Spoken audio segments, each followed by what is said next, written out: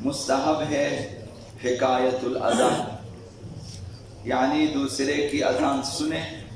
تو جس حصے کو بھی سنے اسے آہستہ سے دہرائے، اور جو نماز جماعت کے لیے اقامہ کہہ رہا ہے اسے بھی دہرائے، یہ مستحب ہے۔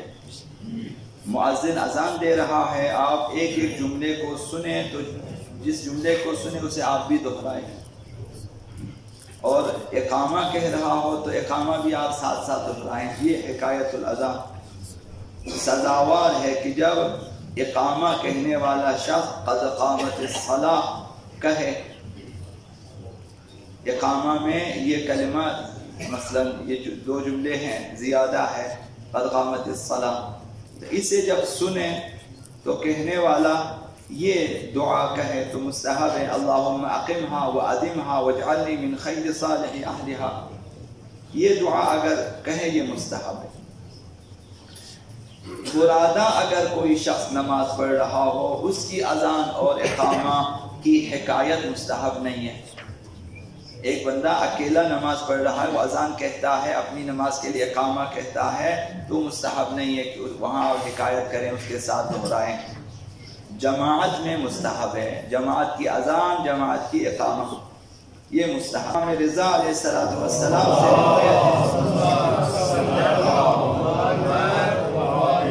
کسی شخص نے امام صادق علیہ السلام سے شکایت کی، فقر کی شکایت کی، تنگ دستی کی شکایت کی، تو آپ نے فرمایا اذن کلما سمعت الاذان کما یؤذن المؤذن، جب بھی مؤذن کی اذان سنے تو جیسا مؤذن کہتا ہے تو بھی کہا کرے، فقر و تنگ دستی دور ہو جائے گی۔ انسان باور نہیں کرتا کہ یہ اس قدر آسان، ہم مشکلات میں بڑھنے کے عادی ہو چکے ہیں، تو جب کوئی آسان نسخہ بتایا جاتا ہے اس کی اہمیت نہیں ہوتی، لہذا ان چیزوں کی طرف نہیں آتے۔ تو حکایت الاذان میں ایک تو یہ فائدہ ہے کہ فقر و تنگ دستی دور ہو جائے گی۔ دوسری روایت آقا امام صادق علیہ السلام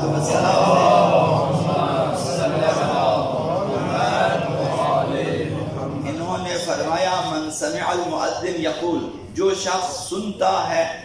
کہ مؤذن یہ کہہ رہا ہے اشہد ان لا الہ الا اللہ واشہد ان محمد رسول اللہ فقال مصدقا صدقا محتسبا، وہ شخص بھی تصدیق کرتے ہوئے ایمان کے ساتھ خدا کی خوشنودی کے لیے انہی جملوں کو اس طرح سے کہے، وَأَنَا أَشْهَدُ أَن لَا إِلَهَ إِلَّا اللَّهُ، اور میں بھی گواہی دیتا ہوں کہ اللہ کے سوا کوئی معبود نہیں ہے، وَأَشْهَدُ أَنَّ مُحَمَّدَ رَسُولُ اللَّهِ صلی اللہ علیہ وسلم۔ اگر اس طرح سے دہرائے کہ میں بھی گواہی دے، وَأَنَا، انا کو شروع میں اضافہ کر دیں قصہ ختم، وَأَنَا أَشْهَدُ أَن لَا إِلَهَ إِلَّا اللَّهُ وَأَنَا أَشْهَدُ مثلا، تو وَاكْتَفِي بِهِ عَمَّنْ أَبَى وَجَحَدَ، یہ دونوں میرے لیے کافی ہے۔ ایمان کے یہ دو حصے ہر اس شخص کے مقابلے میں جس نے خدا کی نافرمانی کی، جس نے انکار کیا، تمام منکرین و معاصین کے مقابلے میں یہ دو میرے لیے کافی ہے، یہ کہے، اور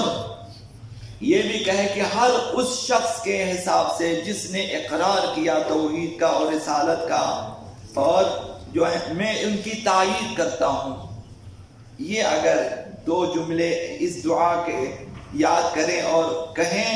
کان لہو من الاجر عدد من انکر وجحد، ہر انکار کرنے والے اور یقین نہ کرنے والے شخص کے حساب سے اسے اجر ملتا ہے۔ اب دنیا میں اکثریت تو انہیں مثلا انکار کرنے والوں کی ہے، ہر شخص کے حساب سے اسے خدا متعال حسنات دے دیتا ہے۔ وَمِثْلُ عَدَدِ مَنْ أَقَرَّ وَعَرَفَ، جس نے اللہ کو پہچانا اور اقرار کیا، ہر اس کے حساب سے بھی اسے اجر دیا جاتا ہے۔ تو خداوند متعال اجر دے دیتا ہے بے پناہ، مگر یہ کہ یہ دو جملے یاد کرنے میں ہمیں تکلیف ہوگی، کہاں ڈھونڈیں، کس سے لے لیں، کس طرح یاد کریں، ورنہ یہ ٹوٹل دو جملے ہیں، دو لائنیں بن جاتی ہیں۔ تو یہ انسان کے وجود کا حصہ بن جائے، انسان عادی ہو جاتے ہیں، ایک دو دفعہ یاد کرنے کے بعد انسان دعا کے عادی ہو جائے، تو یہ حکایت الاذان اور ساتھ میں یہ دعا، اس کا یہ اجر و پاداش ہے۔ اب دنیا میں دو قسم کے لوگ ہیں، یا اقرار کرنے والے اور یقین کرنے والے ہیں، یا انکار کرنے والے اور نافرمانی کرنے والے ہیں۔ حکایت الاذان پہ ہر اس شخص کے حساب سے جنہوں نے انکار کیا، جنہوں نے اقرار کیا، اس شخص کو خداوند متعال اجر و پاداش عنایت فرماتا ہے۔